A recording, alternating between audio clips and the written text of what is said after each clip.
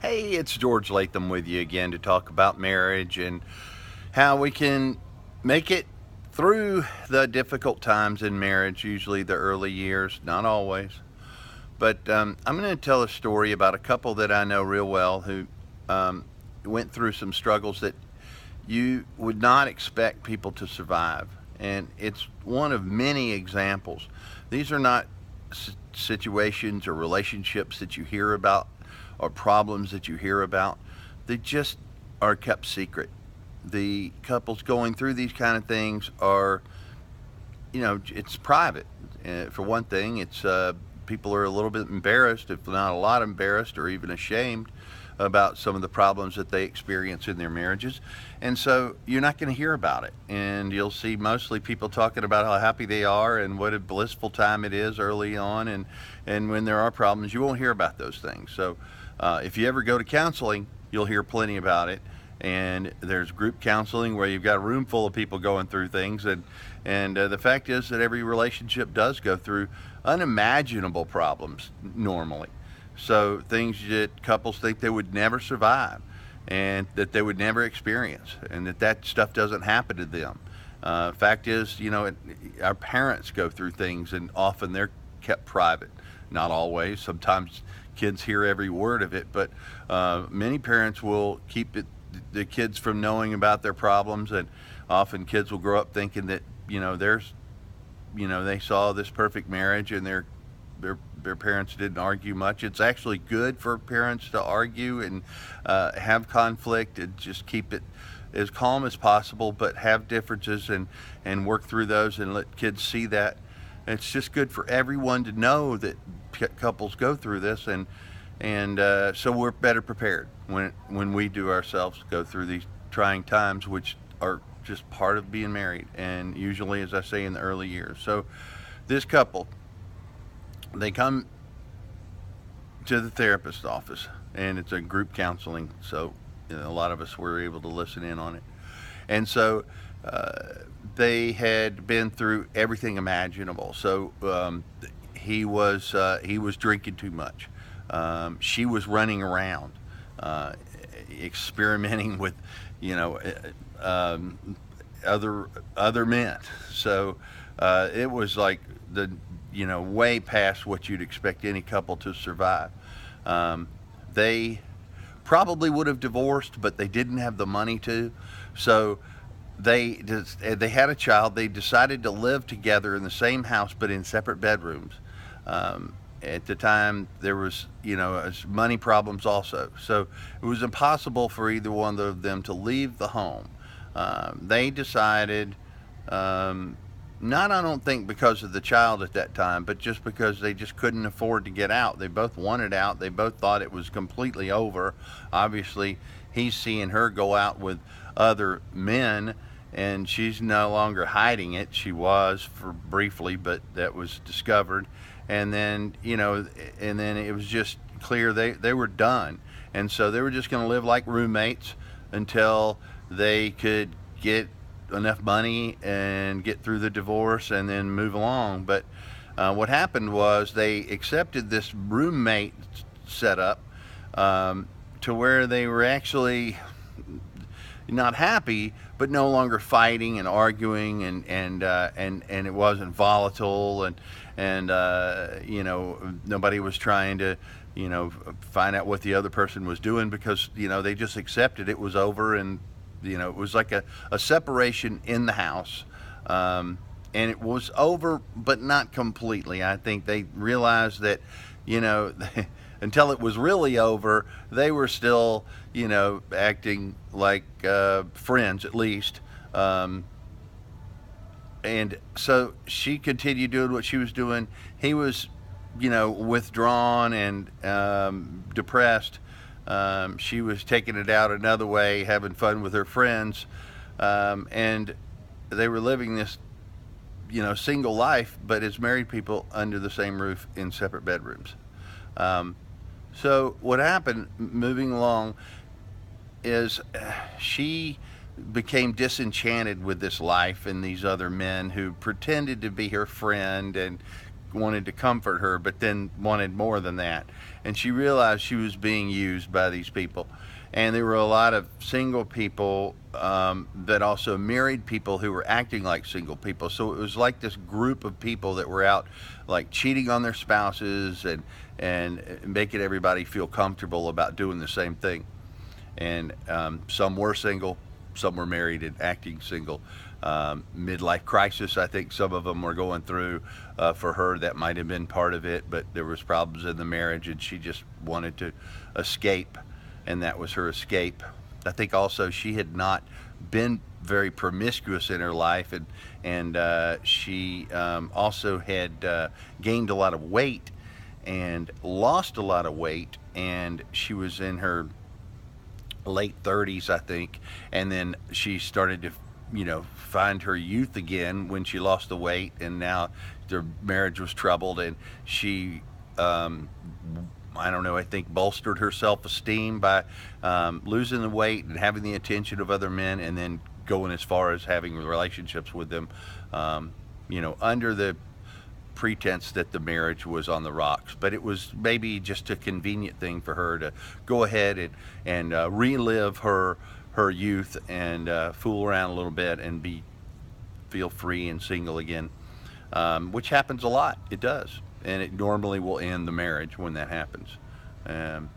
So often men do that, and they have the midlife crisis and they want to go back and be single again, but they're married, and the women don't tolerate that, and it can happen with men or women. And so she became disenchanted, as I said, with that, and he started to think of this marriage. This was his second, and he thought, well, he's gonna have to go marry again and then start another family again. But he was in his 40s, and he just started to think better of it. And I remember he was reading a lot of material about divorce and the damage divorce does to children, and he just started to have second thoughts. So as he began to have second thoughts, and she became disenchanted with this single, acting like a single person with these other friends of hers, they sort of started talking again, and they weren't so hostile about their acting out as they were before, and he was instigating most of it, saying that maybe they should give this another chance, and she was a little receptive to it, but not completely. Divorce papers were actually signed. They had already, while this was all happening before, they had both signed the divorce papers, and just kind of waiting it out, see when the right time was going to be that they could get out and get the money together to move one of them out. So anyway, enough time passed. She'd done her experimenting. He'd done some soul searching, decided he didn't want this to be his legacy, to be divorced again and with a child and with breaking up the home, and he was smart enough to know that he's going to go through problems in any marriage with anyone. So he started to take a lot of responsibility and shared that with her, and vowed to do better, and then she was a little receptive to that, and then a little apologetic about what she had done, and little by little they just put down the hatchets, realized maybe that they could rekindle what they've had in the past and put this thing back together. And slowly but surely that's exactly what they did, and it was largely because he was instigating this through what he had been reading and learning and the coaching he was getting from his counseling, and eventually she's agreed that they should give it another try. Now this was years and years ago, and I know these people, and they're actually still together and doing great now. So there's a case, and it's one of many, many, many cases where you have a couple that's gone to the, brink of divorce, and you can't even go closer to ending the marriage than they did without ending it. And by the way, plenty of people do that and come back and remarry and make it work. So the point of this is, if you think you've got problems in your marriage that are, grounds for divorce, and that this can't work and nobody can come back from this, we're talking about excessive drinking, multiple affairs, infidelity, and all sorts of other craziness. Believe me, I'm sure there was all sorts of arguing and fighting and nastiness and terrible things said, and all that goes with all of this. So they had been through all of it. They're doing great now. This happens a lot. People need to know that this happens a lot. Was there grounds for divorce there? She was cheating, yes, and he was abusing alcohol, so yes. So yeah, sure. And you'll have people, screaming at each other, and they'll say they have grounds for divorce because there's emotional abuse and this type of thing. So people can come up with grounds for divorce, and some of it is certainly qualifies, and some of it, is maybe a stretch, but people can justify divorce, and they can justify breaking up the home. And guess what? The kids don't care what the reasons are. They will need the family together. And so parents need to keep it together, and they need to work hard and do as much as they can to keep it together, and stop this belief that it's going to be easier somewhere else, and stop believing that you're supposed to be happy all the time in your marriage. There's going to be difficult times. It's a struggle in the early years. You've got to make it through those years, and eventually you reach the stage where you've accepted each other, and there's a friendship there, that you're a partnership, that you've been through a lot together. So just know that couples have been through as much or more than possibly you're going through, and it is no reason to quit. You should never quit until you've given it every chance, and that usually means reading the right materials. There's a book I recommend from Michelle Weiner Davis called Divorce Busting, and she has several books that people should read if they're facing a possible divorce, and getting counseling, coaching. You can go to my website, georgelathemllc.com. You can write me from there.